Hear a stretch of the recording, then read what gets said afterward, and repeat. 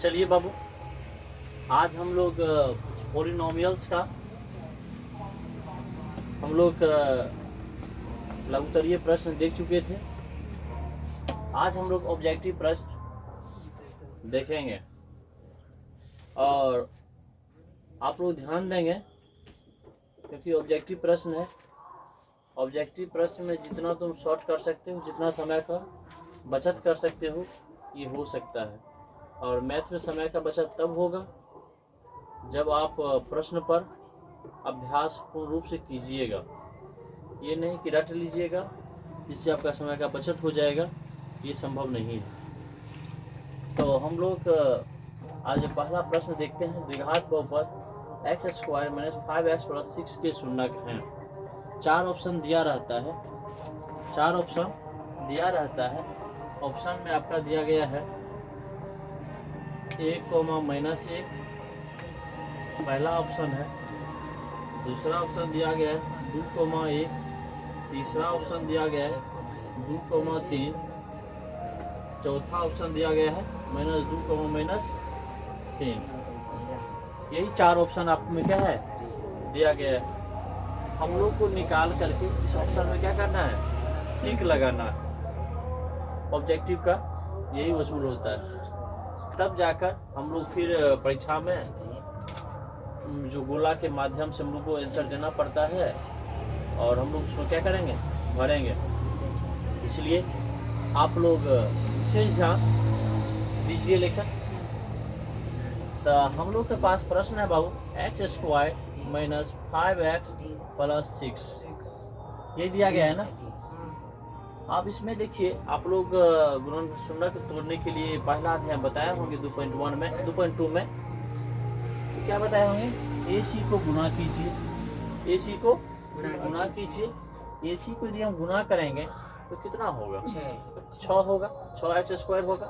अब 6x² को ऐसे तोड़िए कि जोड़ने पर घटाने पर 5x पूर जाए और गुणा करने पर 6 पूर जाए। तो x² - 3x - 2x + 6। अब देखो माइनस माइनस प्लस होता है। 3 2 5 आ गया और 3 2 6 भी हो गया। आप इसमें से कॉमन ले लो, x - 3 हो गया क्योंकि x इसमें से कॉमन ले लिए। इसमें से -2 कॉमन ले लेंगे, x - 3 x - 2 x - 3 तो क्या हो जाएगा इसका, प्लस x बराबर -0 तो x बराबर क्या हो जाता है 2। x - 3 बराबर 0 तो x बराबर +3। तो हमें 2 और 3 आया नहीं, तो 2 और 3 कहाँ पर है, ऑप्शन सी में।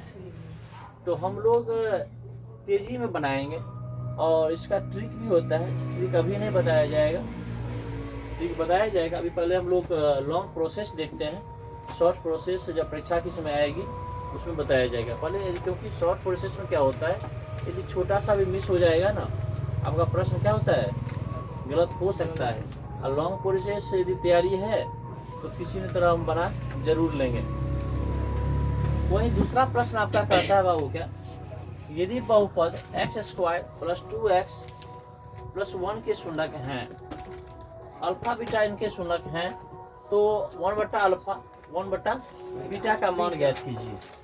आपको बताया गया था 1 + α 1 + बीटा का यदि मान निकालने के लिए कहता है तो कैसे निकालेंगे।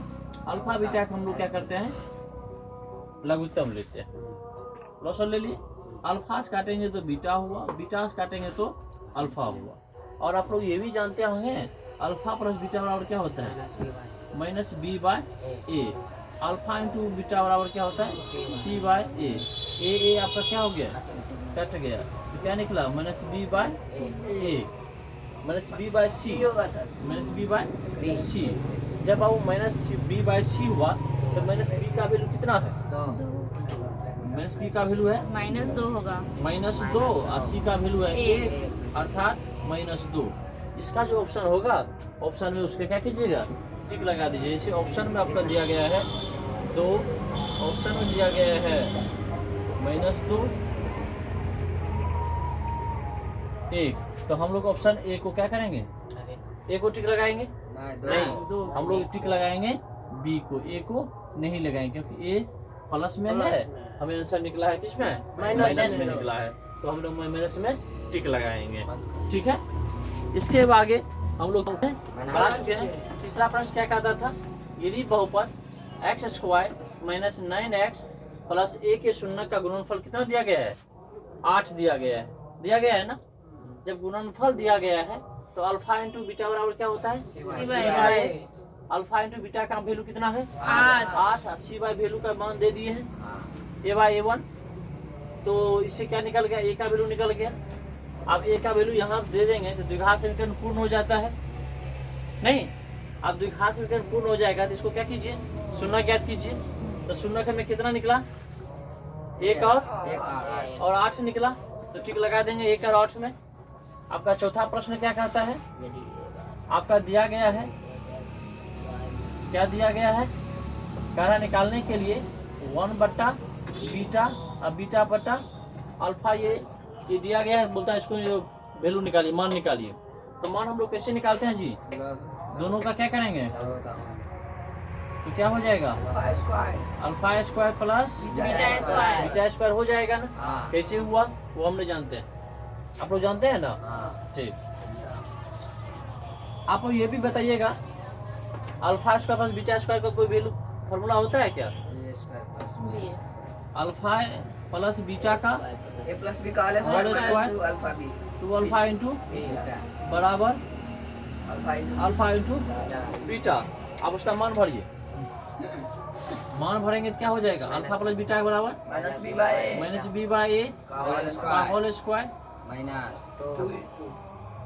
सी बाई और इसका क्या हो जाएगा? सी बाई ए। अब यहाँ पर देखिए स्क्वायर जब क्रिया कर लेंगे क्या बच जाएगा? थोड़ा वैल्यू भर दो ना। बी का वैल्यू कितना है? -5 प्लस बी का वैल्यू है -3, माइनस पहले से भी है, माइनस माइनस प्लस 3। ए का वैल्यू 1 का होल स्क्वायर, सी का वैल्यू 5 ए और सी बाई ए, सी का वैल्यू 5।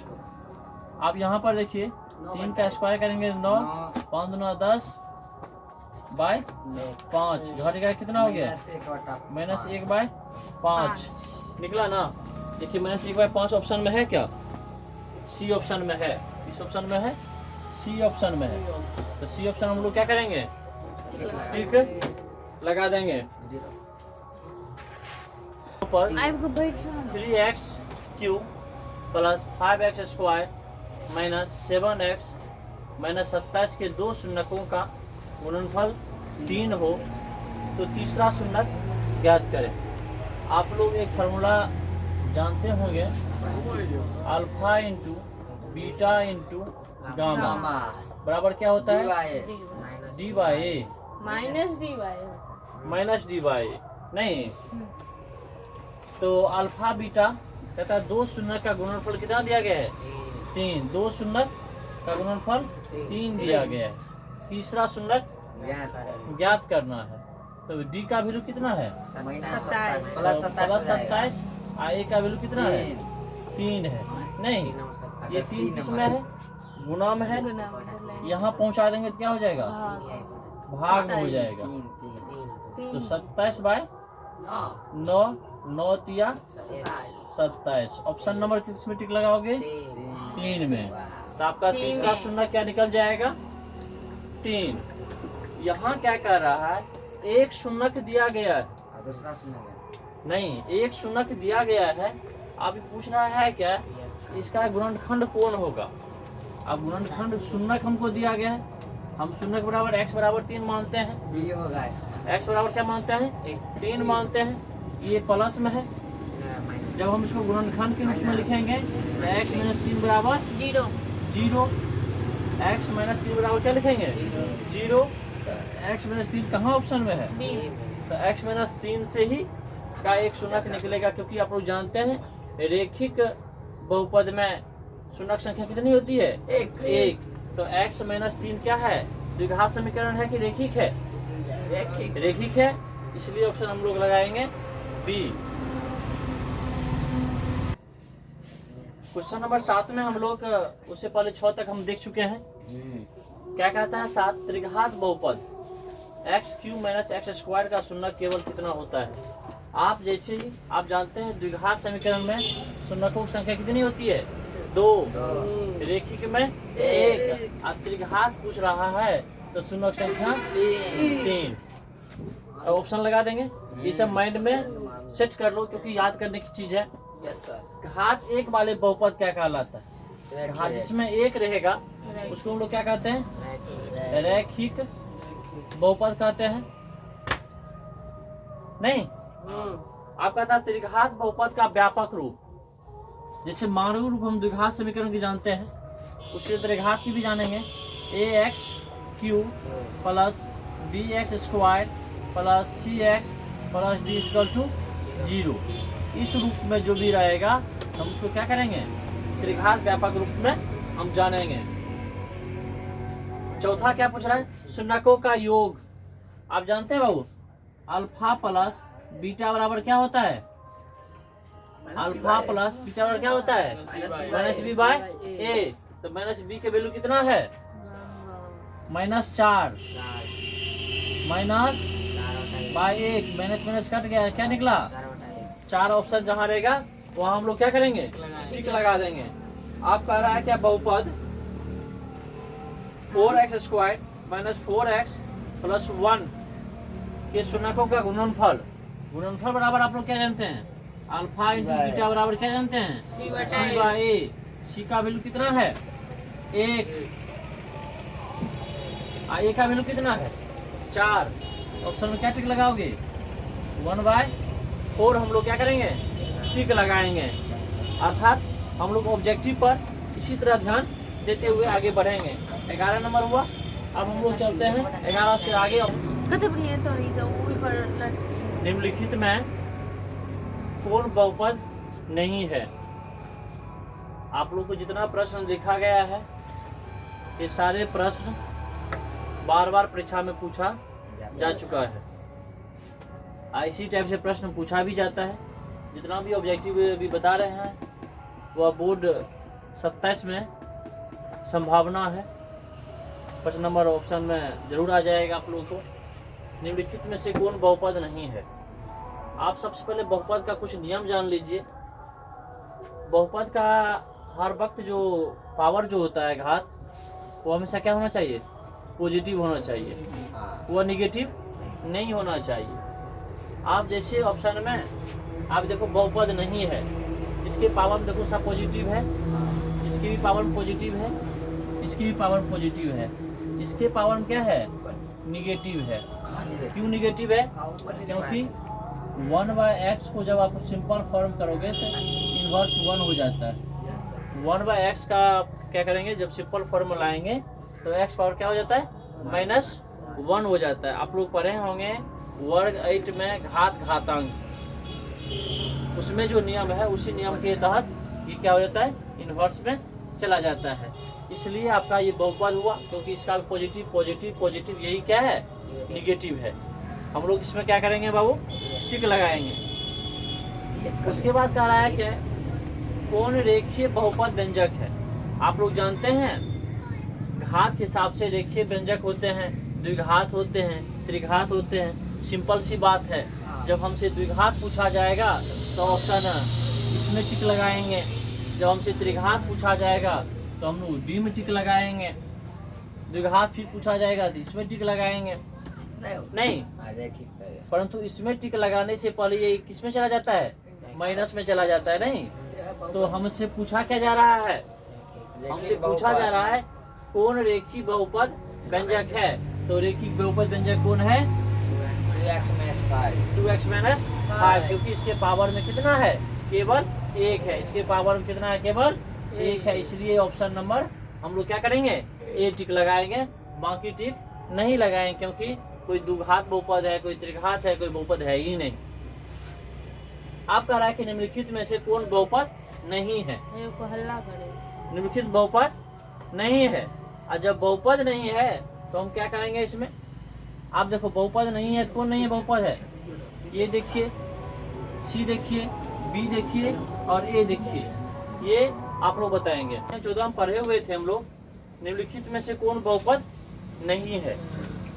अब -7 y² plus √2 3√x 2x plus 7 4x² -3x plus 7 कौन बहुपद नहीं है? ए ए सी ये बहुपद नहीं है? ये तो है, सी इसमें कुछ है नहीं, पावर में क्या है? सी होगा सी सी होगा। क्या होगा? सी होगा, क्योंकि ये निगेटिव में चला जाता है। निगेटिव तो कभी होना ही नहीं चाहिए, निगेटिव कभी होना ही नहीं चाहिए। तो यदि बहुपद px बराबर 2x² -2x प्लस 5 के शून्यक अल्फा बीटा है, अल्फा बीटा का मान क्या होगा? अल्फा इंटू बीटा का क्या मान होगा जी? 5 होगा। अल्फा इंटू बीटा का क्या होता है? c/a। सी का वैल्यू कितना है? सी का वैल्यू 5 5/1 अर्थात ऑप्शन ए टिक लगाएंगे। आपका था द्विघात बहुपद शून्य संख्या 2 3 2। चलिए लिखिए।